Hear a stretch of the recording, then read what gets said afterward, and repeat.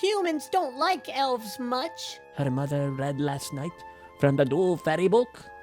She glared back home one more time, hoping that she wasn't making the wrong choice. Where does she belong now? Perhaps someday soon she'll come back to visit. She then ventured off deep into the tundra. The scenery outside was incredibly beautiful. The Arctic sky was crisp and clear, with twinkling stars competing with fairies who tossed their dust all around while creating the most spectacular Northern Lights shows ever.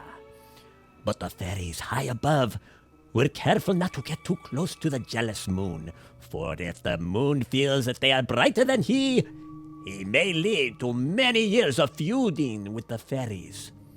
It has never been this bright outside before. Emma noticed that the frozen snow on the surface was beginning to harden as she ventured north.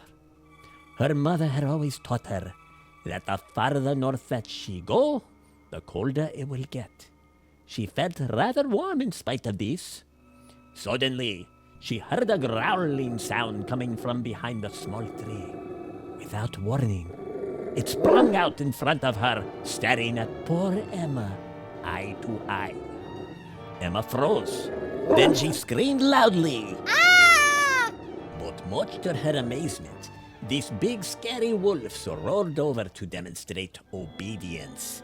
She knew then that her elf powers must be working and controlling everything around her. Then the wolf stood up on his hind feet and began dancing around like a tiny chihuahua. The wolf then walked around in circles to show that he wanted to play. Emma could not stop from giggling. Oh, you're so playful. Maybe you could come with me to the North Pole. He barks as close to the words yes that a dog can ever get as he wagged his tail with delight. The wolf suddenly did something that no one has ever seen before. He smiled. You can only imagine what this was like for Emma, coming from an animal that she loves. This was all made possible by the giant bloom, who will allow all animals for one day to have the ability to smile. That surely gave everyone something to grin about. Suddenly, the wolf turned around and lifted his tail upwards as if to point north. He then bowed down to the ground, low enough to make it easy for her to climb on her board for a fun ride north. Emma had on the biggest smile ever. This would be more fun than riding her neighbor's pony a few years back when she lived in New York. She then climbed on top of the wolf as they started their journey toward the North Pole. After a few hours of riding on her wolf, they arrived at a cave. Her new wolf friend dropped her off as he happily stared at her for a few seconds. Emma then pets the wolf, thanking him for the fun ride. The wolf then mysteriously smiled again and trotted away. Emma did not understand why the wolf would just leave her there. She then walked closer towards the entrance of the cave. It gave out a strong, moldy smell, just as if it was a flooded basement. There was mold growing on the walls everywhere. This cave sat on the base of the rather large mountain, making the entrance shockingly gigantic. Emma looked up and around, not knowing what she was doing there, or where she was going next, or why her canine friend dropped her off at a place like this. She then carefully and cautiously wandered in, straight toward the light that was seeping through the entrance of this mysterious, creepy cave. Perhaps someone may be inside that would explain this whole thing to her. Just before things couldn't get any creepier, there stood a goblin holding a magical staff pointed at her. The line! You crossed it! You walked past the line! I am holding you here until I don't anymore! Emma was frightened.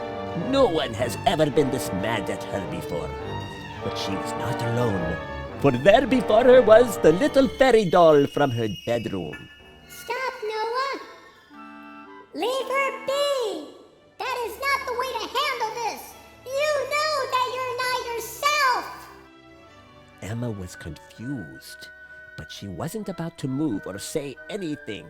She just stayed there kneeling down over the rock in shock as a few pebbles were poking her knee. I knew they were fairies. I knew it! She said to herself. Wait a second. Emma, you'll like this. And with that, she yelped out so loud that if the goblin wasn't bald, he would have certainly lost his hair anyway.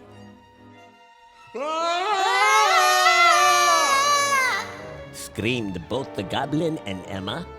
Lily just hovered there with the biggest grin. Wow, thank you, Lily. You removed the spell. I'm no longer a goblin. But when Groka finds out, he's just gonna put a spell right back on me again. Or maybe even something worse than that. Said Noah. Lily then says, Don't worry about that, Noah. You're safe. Even Groka can't put more than one spell on the same person twice. She said with the sweetest, highest-pitched voice that no one has ever heard before. Since Groka no longer has any power over you, your magical staff should start working again. Emma immediately got up from her spot and ran over to Noah. He was just like her, an elf. How long have you been an elf? She asked. A couple thousand years or so. He politely boasted. Lily then asked, What happened to you, Noah? So why did he put a spell on you? I refused to give my obedience to him. That's when he changed me into this goblin. And then he said, if I still don't obey him, he would turn me into a scorpion and use my new claw hands as pliers. Well, that figures. He'll never make it back with us, and he'll continue being cursed if he doesn't change his ways or improve. Lily is just disgusted that her kind could do such a thing. I'll be right back, Emma. I need to go do something right now. See you soon, Promised Lily as she flew away. Lily flew around, calling out to the evil fairy. Groka! Groka! Groka! Come here! Leave this place at once. You should never have come. You are destroying my plans. How about Noah? Does he not have plans too? You're never gonna make it back as one of us if you keep this up. I cannot allow this. Don't ever challenge me. My ears are much larger than yours, and you know that makes me much more powerful than you could ever be. I'm here to speak with you, not to fight with you. Brave Lily tried so hard to avoid a fairy fight. But Groka was so evil and so much more powerful than Lily. It was well known by all that the bigger the ears, the more powerful you become. Groka only had to use just a little bit of his powers without ever touching her to put Lily into a deep, deep sleep. Whether one is an elf, fairy, or goblin, having pointed ears at the Tundra is a lifeline of survival. Pointed ears, or lubriki, be silent, which is its current slang name, helps keep body temperature normal during rough weather and also produces energy for the fairies' pixie dust. There are many other benefits when having lubrikis, but when placed in a deep, deep sleep or coma, where dreams can no longer be found, their ears no longer have the power to maintain a protective body temperature. It would just be a matter of time before Lily would freeze. At this point, there was nothing that she could do. Groka's spell does not allow her to wake up on her own. As Emma's guardian, it would be too difficult to find a replacement for her without knowing Lily's situation or location. Though Emma is strong, it is not safe for her to be wandering around by herself in this frozen wilderness. Deep in this forbidden tundra, not too far away, an eagle is perched on the snow, patiently waiting. This flying marvel does not appear to belong in an environment such as this. Suddenly, a familiar boy came across a sight that made him stop at his tracks. He looked down at his new friend Emma, the poor little elf girl who appeared to have no guardian and belonged to no one at the moment. She was buckled up in a ball trying to stay warm. She took cover under a small tree to shield herself from the frigid, freezing wind. She looked cold and hungry and in urgent need of help. Her feet looked as though they were already a little frostbitten. This is not normal for an elf with powers. It could be that this human-turned-elf may require training to control her powers, rather than one who is born an elf and has already known magic since birth.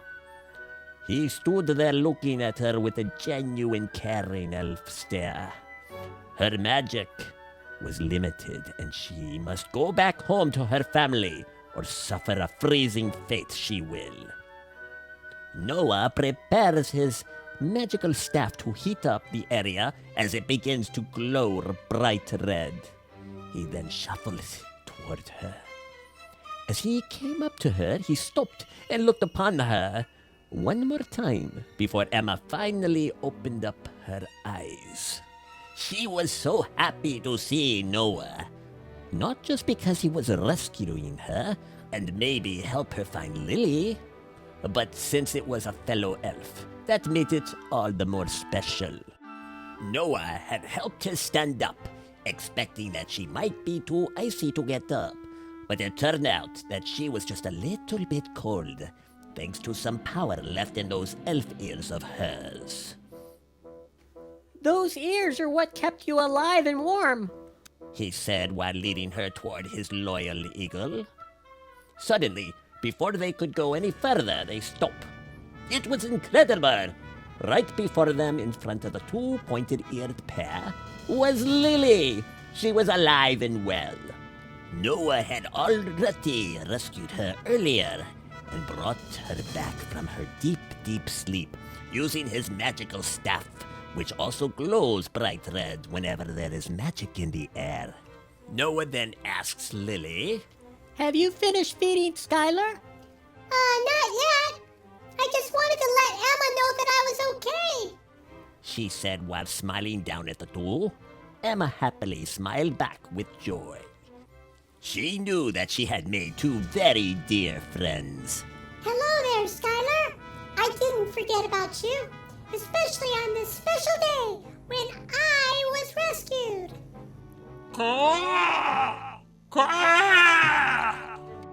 Thanked Skylar. He then smiled at Lily, knowing that it would be a long time before he would be allowed to smile again until the next magical giant bloom. Lily smiled back, overwhelmed by the eagle's rare affection. She then sprinkles some of her magic pixie dust in the air and whips out a nice, sweet, juicy carrot for Skylar. Have a bite of this delicious carrot. The trusting eagle then shut his eyes, opened up his mouth wide, then took a bite of this juicy veggie carrot, which, by the way, happens to be the one thing that eagles do not eat. He then spits it out right back on Lily, and she falls. Suddenly, Emma sat up from her bed, realizing she is now in her room. Are you all right, honey? You were talking in your sleep a lot, stated her mother, who knelt next to her along with the rest of the family. Mom, this was real. I wasn't asleep. I could even prove it. She insisted. She moved her hair back to show off her new elf ears, but her ears were completely back to their original size. Wait a second. What is this? Asked Hannah, while putting her hand on Emma's ear, trying to scratch off what seems to be a small stub on her ear. Honey? This isn't coming off. Was she born like this? Whoa, I don't remember her ear being that pointy. Well, it looks like you got an early birthday wish after all, Princess. He told Emma, thinking, of course, that she was really born that way. It was just an exciting, adventurous dream that you had, sweetie. You know, sometimes dreams seem so very, very real. Said her mother.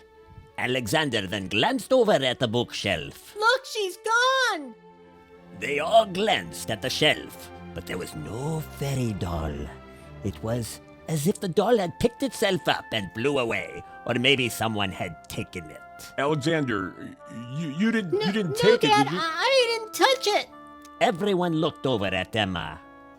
I didn't touch it. I didn't. Then they all glanced at the lonely bookshelf, once again in amazement. Emma knew.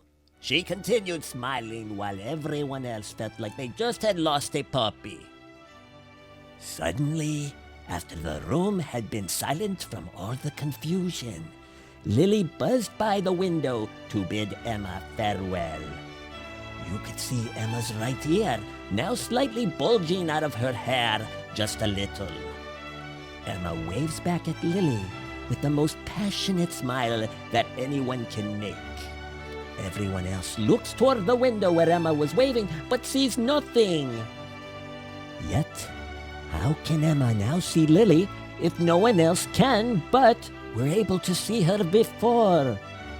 Could it be that Lily had disguised herself as a doll earlier to be seen by everyone who wanders by, so that as her guardian, she could often check up on Emma? Only those with pointed ears can see fairies. Said her mother last night while reading them the legends of fairies and elves from the fairy book at bedtime.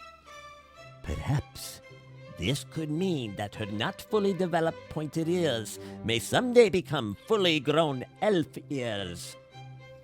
Time will tell. Maybe Lily will come visit again soon for another great adventure.